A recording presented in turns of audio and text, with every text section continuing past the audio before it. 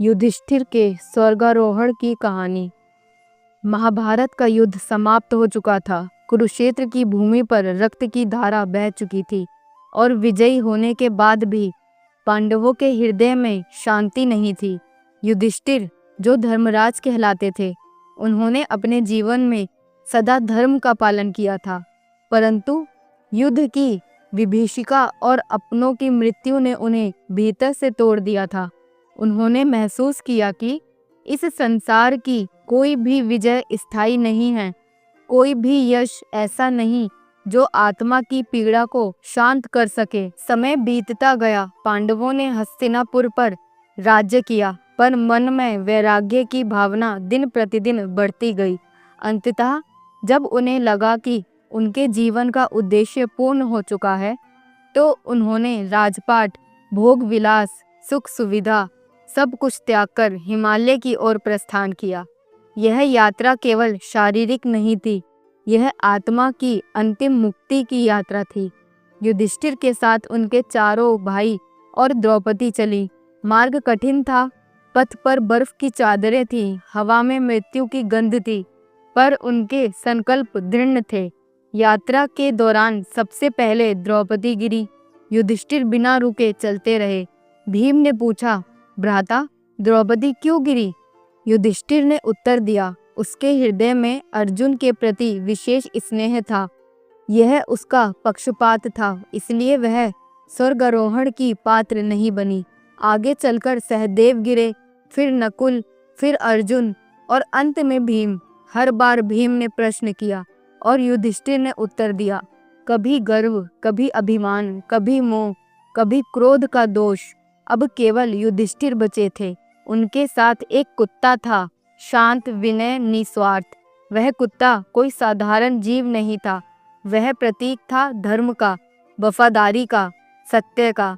जब युधिष्ठिर स्वर्ग के द्वार पर पहुंचे तो इंद्र ने स्वर्णमय रथ भेजा और उन्हें स्वर्ग में आमंत्रित किया, पर युधिष्ठिर ने रथ पर चढ़ने से पहले दो शर्तें रखीं।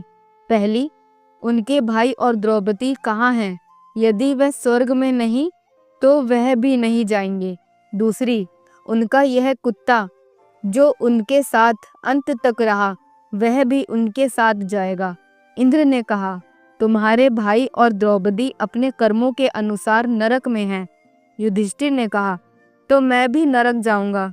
यदि मेरे प्रिय नरक में हैं तो स्वर्ग मेरे लिए व्यर्थ है।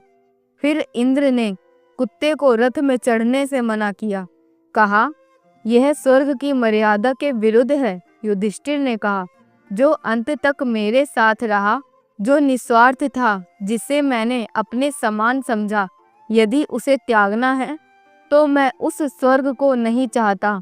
तभी कुत्ता धर्मराज के रूप में प्रकट हुआ और कहा, पुत्र, तुमने मेरी अंतिम परीक्षा उत्तीर्ण कर ली। तुम्हारी करुणा, निस्वार्थ और वफादारी तुम्हें स्वर्ग का अधिकारी बनाती है।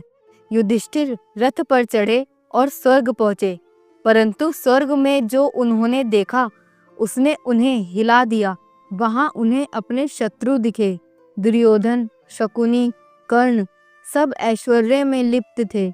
उन्होंने पूछा, यह कौन सा न्याय है? इंद्र ने उत्तर दिया, ये सब अपने कर्मों के अनुसार सुख भोग रहे हैं। युधिष्ठिर को अपने भाई और द्रौपदी कहीं नहीं दिखे। उन्होंने फिर प्रश्न किया, मेरे प्रियजन कहाँ हैं? देवदूतों ने कहा, वह नरक में हैं। यदि आप चाहें तो उन्हें देख सकते हैं। युधिष्ठिर नरक पहुँचे और वहाँ उन्होंने जो देखा उसने उनके मन को चीर कर रख दिया। उनके भाई अर्जुन, भीम, नकुल, सहदेव और द्रौपदी यातनाओं में तड़प रहे थे। वह कराह रहे थे, पीड़ा में डूबे थे। युधिष्ठिर फूट फूट कर रोने लगे। उन्होंने कहा, मैं यहाँ रहूंगा इनके साथ। यदि स्वर्ग का सुख मुझे मेरे अपनों से दूर रखे तो वह मेरे लिए नरक है। मैं उस धर्म को नहीं मानता जो करुणा से रहित हो। तभी चारों ओर अंधकार छटा, प्रकाश फैल गया। एक दिव्य वाणी गूंजी, हे युधिष्ठिर, यह तुम्हारी अंतिम परीक्षा थी। यह नरक और स्वर्ग सब माया है। तुम्हारे निर्णय से ये सिद्ध हुआ कि तुम धर्म के सच्चे अधिकारी हो। तुमने धर्म को केवल नियमों में नहीं, करुणा और प्रेम में समझा। यही आत्मा की विजय है। अब स्वर्ग का वास्तविक रूप प्रकट हुआ। वहां सब पांडव, द्रौपदी और युधिष्ठिर एक साथ थे, परंतु युधिष्ठिर की आत्मा अभी भी व्याकुल थी। वह सोचने लगे, क्या धर्म केवल नियमों का पालन है? क्या मेरे निर्णय सदैव सही थे? मैंने कर्ण को देर से अपनाया, द्रौपदी के चीरहरण पर मौन क्यों रहा? क्या मैं वास्तव में धर्मराज हूँ? तभी ब्रह्मा प्रकट हुए। उन्होंने कहा, धर्म केवल नियम नहीं होता, धर्म आत्मा की करुणा है, समर्पण है, प्रेम है। तुमने जीवन भर धर्म का आचरण किया, परंतु जहाँ जहाँ प्रेम और क्षमा की आवश्यकता थी, वहाँ कभी कभी तुम कठोर हो गए। परंतु इस अंतिम यात्रा में तुमने जो त्याग किया, वही तुम्हारी आत्मा की सच्ची विजय है।